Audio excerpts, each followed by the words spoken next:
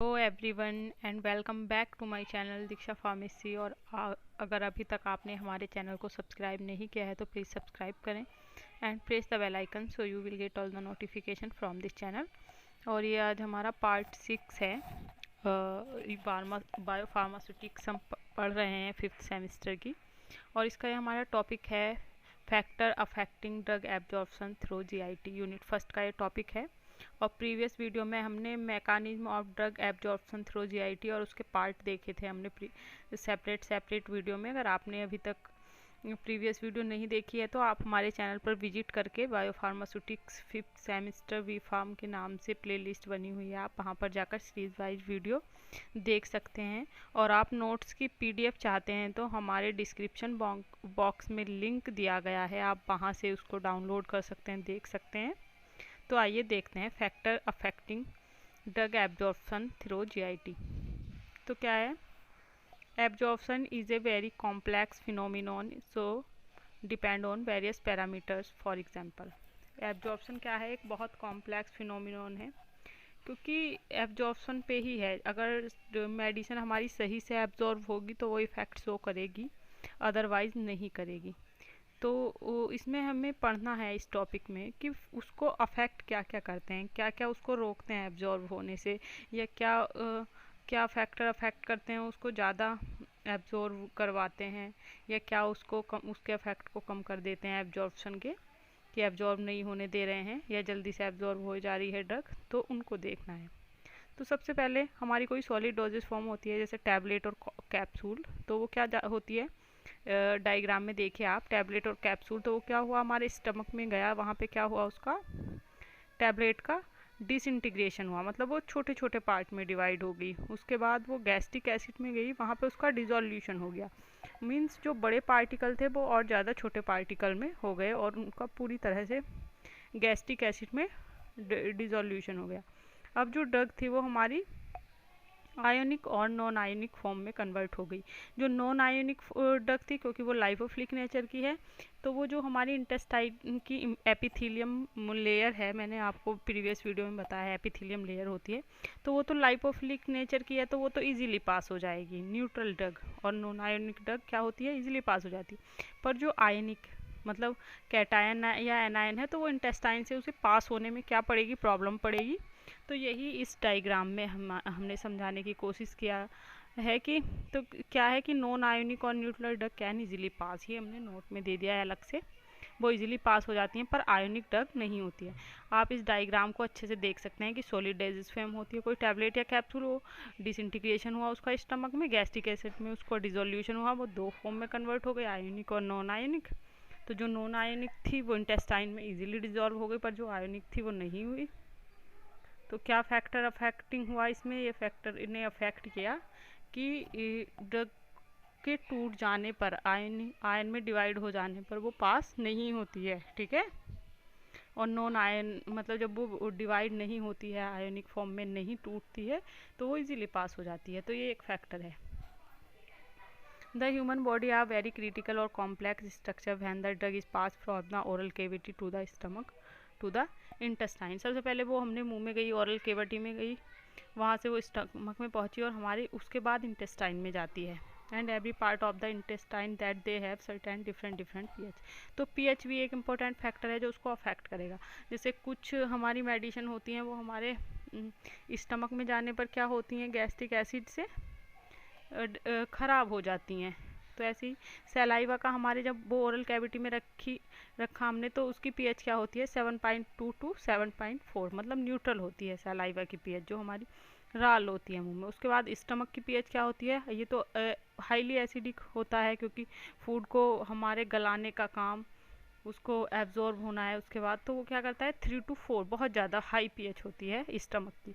उसके बाद इंटेस्टाइन की भी नॉर्मल होती है, न्यूट्रल 6 to 7, ठीक है। तो पीएच भी अफेक्ट करती है। The nature of drug is continuously change and the process of absorption can also भी चेंज। तो नेचर क्या होता है? सलाइवा में गई तो उसका नेचर अलग चेंज हो गया पीएच की वजह से, इसके बाद स्टमक में गई तो उसका डिसोल्यूशन हो गया, उसके बाद इंटेस्टाइन में गई, तो ठीक है। तो उसका नेचर कॉन्टीन्यूसली क्या हो रहा है?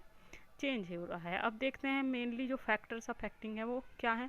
पेशेंट रिलेटेड फैक्टर हो सकते हैं, जैसे कि कोई मेडिसिन आप वो जैसे पैरासीटामोल ले रहा है कोई जिसको फीवर आ रहा है, तो उसे बहुत तेज़ फीवर आ रहा है, तो पैरासीटामोल के एंटीबायोटिक इफ़ेक्ट से क्या होगा, उसका फीवर कम हो जाएगा, ठीक है, टेम्परेचर उसका स्लो डाउन हो जाएगा।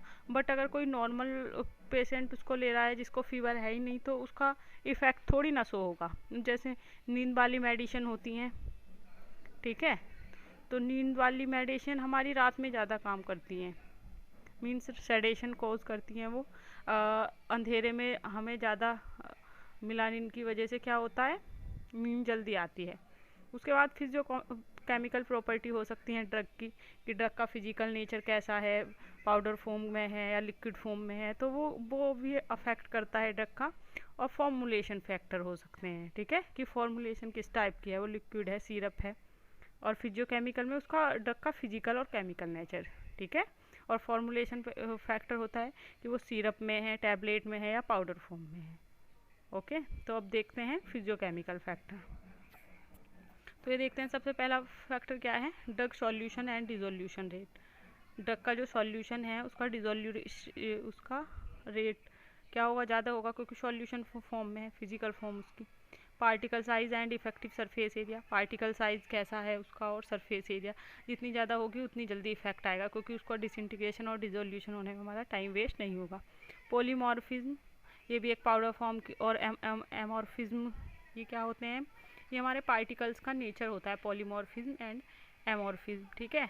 तो उसमें वॉइड स्पेस, पॉलीमॉर्फिज्म में क्या होता है, वॉइड स्पेस बहुत कम होता है, एमॉर्फिज्म में वॉइड स्पेस बहुत ज़्यादा होता है। तो पॉलीमॉर्फिज्म एंड एमॉर्फिज्म भी इसको अफेक्ट कर सकते हैं।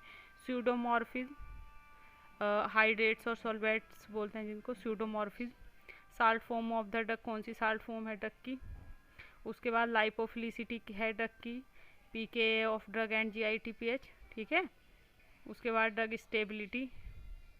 उसके बाद अब देखते हैं फार्मास्यूटिकल फैक्टर कि डिसइंटीग्रेशन टाइम क्या है टैबलेट का या कैप्सूल का, डिसोल्यूशन टाइम क्या है, मैन्युफैक्चरिंग वेरिएबल्स क्या है बनाने में, ठीक है, जब बना रहे हैं उसको तो क्या क्या वेरिएबल्स हैं, फार्मास्यूटिकल इंग्रेडिएंट्स कौन कौन से यूज़ हो रहे हैं, नेचर और टाइप क्या है डोजेस का, product age and storage condition क्या है। उसके बाद हमारा C आया पेशेंट रिलेटेड फैक्टर। तो पेशेंट रिलेटेड फैक्टर हो सकता है जैसे रूट ऑफ एडमिनिस्ट्रेशन, आप उसको ओरली ले रहे हैं या इंट्रामस्कुलर या इंट्रावीनस ले रहे हैं। दूसरा मेम्ब्रेन फिजियोलॉजी, मेम्ब्रेन फिजियोलॉजी हो सकती है, जैसे नेचर ऑफ सेल मेम्ब्रेन का नेचर क्या है, ट्रांसपोर्ट प्रोसेस क्या है। थर्ड एज हो सकती है। चौथा गैस्ट्रिक इम्पिटिंग टाइम हो सकता है कि खाली पेट ले रहे हैं आप उसको। इंटेस्टाइनल ट्रांजिट टाइम, इंटेस्टाइन से वो कितनी देर में जा रही है, उसका टाइम क्या है इंटेस्टाइन में रुकने का, क्योंकि वहाँ पे न्यूट्रल होने की वजह से कुछ मेडिसिन न्यूट्रल नेचर में ख़राब भी हो जाती हैं। GIT की pH क्या है, डिसीज स्टेट क्या है, अगर वो बिना बुखार के तो नहीं ले रहा है दवाई को, या ज़्यादा तबीयत तो ख़राब नहीं है। Blood flow through the GIT, blood flow कैसा है GIT में, ठीक है। तो ये सब क्या है, पेशेंट रिलेटेड फैक्टर है, मतलब पेशेंट की क्या कंडीशन है। GIT कंटेंट, GIT में क्या क्या कंटेंट्स हैं।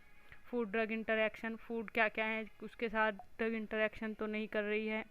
Fluids, other normal GI contents, ठीक है। उसके बाद presynaptic metabolism by luminal enzymes के द्वारा, किसी चीज़ का मेटाबॉलिज्म तो नहीं हो रहा, गट वाल एंजाइम्स के द्वारा है, बैक्टीरियल एंजाइम्स के द्वारा, हेपाइटिक एंजाइम्स के द्वारा। तो ये एंजाइम्स क्या होते हैं, ये एंजाइम्स भी ड्रग का मेटाबॉलिज्म कर देते हैं। उसके बाद आया फिजियोकेमिकल फैक्टर्स। तो ये फिजियोकेमिकल फैक्टर्स हमारे डिटेल में दिए गए हैं। अगर आप इनको, मैंने आपको मोटा मोटा समझा दिया गया है, और अगर आप इनको डिटेल में पढ़ना चाहते हैं तो आप हमारे डिस्क्रिप्शन बॉक्स में PDF दी गई है, आप वहाँ से ही पढ़ सकते हैं। अभी मैं आपको स्लाइड शो कर रही हूँ, आप ये देख सकते हैं। जो अभी मैंने आपको फैक्टर बताया उनकी डिटेल्स है ये, तो वो आप अच्छे से कवर कर सकते हैं। जैसे फिजियोकेमिकल फैक्टर्स में हमारा क्या है, drug solubility and dissolution rate. तो क्या है, the rate determining steps in absorption of orally administered drugs are rate of dissolution, rate of drug permeation, rate क्या है, डिसोल्यूशन कितने टाइम में हो रही है, कितनी जल्दी हो रही है, permeation through the bio membrane, उसका परमिएशन क्या है, कितनी जल्दी पास हो रही है।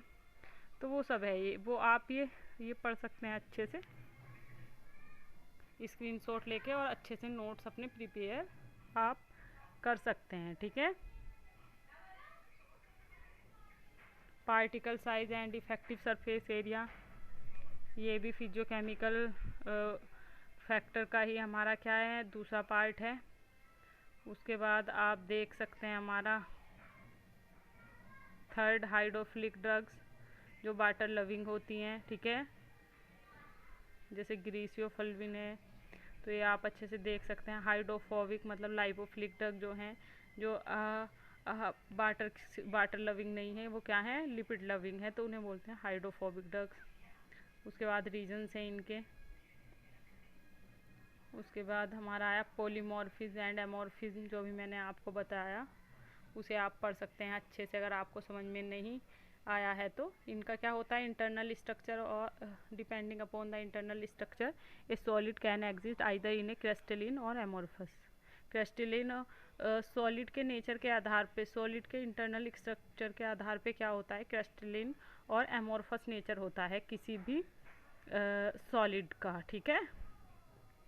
When a substance exists in more than one crystalline form, the different forms are denoted as polymorph and the phenomenon as polymorphism. तो क्या है, जब एक सबस्टेंट किसी एक से ज़्यादा क्रिस्टलिन फॉर्म में एग्जिस्ट करता है तो वो क्या होता है, the different forms are designated as polymorph. तो वो क्या होता है, उसकी डिफरेंट फॉर्म कैसे डिज़ाइन की जाती हैं, जैसे कि वो पॉलीमॉर्फ्स हो, और ये फिनोमिना क्या कहलाया जाता है, पॉलीमॉर्फिज्म, ठीक है। इसके भी पार्ट सब टाइप्स हैं, इनएंटियोट्रॉपिक पॉलीमॉर्फ, मोनोट्रॉपिक पॉलीमॉर्फ, एमॉर्फिज्म, ठीक है। उसके बाद एमॉर्फिज्म का पढ़ लीजिए आप, स्यूडो पॉलीमॉर्फिज्म, ठीक है। आप ये अच्छे से पढ़ सकते हैं।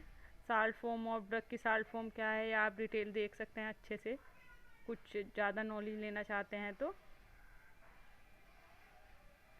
ये इसका स्ट्रक्चर दिया गया है कि डिफ्यूज़न लेयर हाइयर पीएच 5 से 6, salt of beak acid, diffusion हो गया, साल्ट फॉर्म एक सॉल्यूबल फॉर्म हो गई, और एक क्या हो गया, बीक एसिड का फाइन प्रेसिपिटेट बन गया। इस डायग्राम को आप अच्छे से पढ़िए। ये डायग्राम है हमारा dissolution and absorption of an acidic drug administration A salt form. जब किसी एसिडिक ड्रग को हम साल्ट फॉर्म में ले रहे हैं तो क्या क्या इफेक्ट होता है, वो इस डायग्राम में आप समझ सकते हैं, ठीक है। उसके बाद pH partition hypothesis, drug pKa and GI pH, ठीक है। उसके बाद आया हमारा lipophilicity and drug absorption, drug stability number 8 पे हमारा। और उसके बाद हमारे आया फार्मास्यूटिकल फैक्टर्स, जैसे कि टैबलेट और कैप्सूल का डिसइंटीग्रेशन टाइम क्या होता है, इसको आप अच्छे से स्टडी कर सकते हैं यहाँ से। डिसोल्यूशन टाइम क्या है, मैन्युफैक्चरिंग वेरिएबल्स क्या है, मेथड ऑफ ग्रैनुलेशन क्या है, कंप्रेशन फोर्स क्या है, फार्मास्यूटिकल इंग्रेडिएंट्स क्या हैं। उसमें हमारे फार्मास्यूटिकल इंग्रेडिएंट्स में आ गए, जैसे व्हीकल है, डाइल्यूएंट्स है, और क्या है हमारा, बाइंडर्स है, ग्रेनुलेटिंग एजेंट हैं, डिसइंटीग्रेंट्स हैं, ल्यूब्रिकेंट्स हैं, सस्पेंडिंग एजेंट्स हैं। तो ये सब आप अच्छे से स्टडी कर सकते हैं। सर्फेक्टेंट्स हैं, कोटिंग है, anti coated, sugar coating, non anti coated, buffers है, ठीक है, कलरेंट्स है। तो ये सब आप अच्छे से डिटेल्ड स्टडी कर सकते हैं यहाँ से, या पीडीएफ डाउनलोड कर सकते हैं आप, हमारे डिस्क्रिप्शन में लिंक दिया गया है, ये देखिए आप, ये आप स्क्रीनशॉट लेके अच्छे से पढ़ सकते हैं। पेशेंट रिलेटेड फैक्टर्स आ गए डिटेल में, अब ये अच्छे से पढ़ लीजिएगा आप, बहुत इजी नोट्स हैं, आप एक बार में पढ़ेंगे तो आपको समझ में आ जाएंगे सब। टॉपिकल रूट है, पेशेंट रिलेटेड फैक्टर में इंट्रावीनस रूट है, इंट्रामस्कुलर रूट है, टॉपिकल रूट है जहाँ पे आप ड्रग को क्या कर रहे हैं, अप्लाई कर रहे हैं एक्सटर्नली,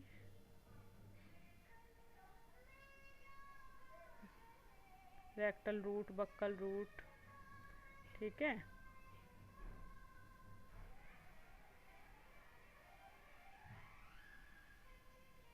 इंटरल रूट्स क्या है, रेक्टल, बक्कल, मेम्ब्रेन फिजियोलॉजी,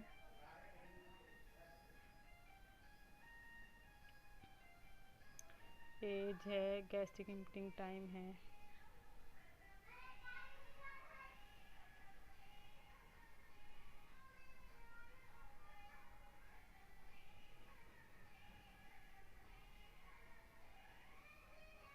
अगर आपको ये पीडीएफ चाहिए तो आप हमारे डिस्क्रिप्शन बॉक्स से डाउनलोड कर सकते हैं, वहाँ से जाके इसको आराम से देख सकते हैं, ठीक है, और यहाँ से पढ़ सकते हैं स्लाइड शो के थ्रू।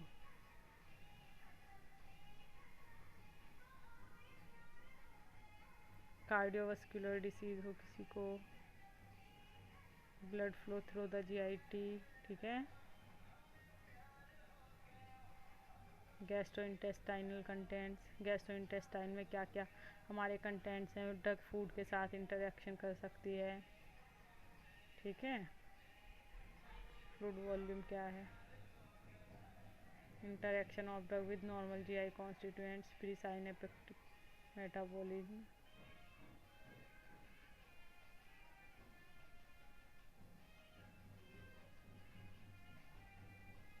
तो ये सब हमारी पीडीएफ थी, यहाँ पे हमारे लास्ट थे notes. And thank you so much for watching this video. और अगर आपने अभी तक हमारे चैनल को सब्सक्राइब नहीं किया है तो प्लीज़ सब्सक्राइब करें and press the bell icon so you will get all the notification from this channel.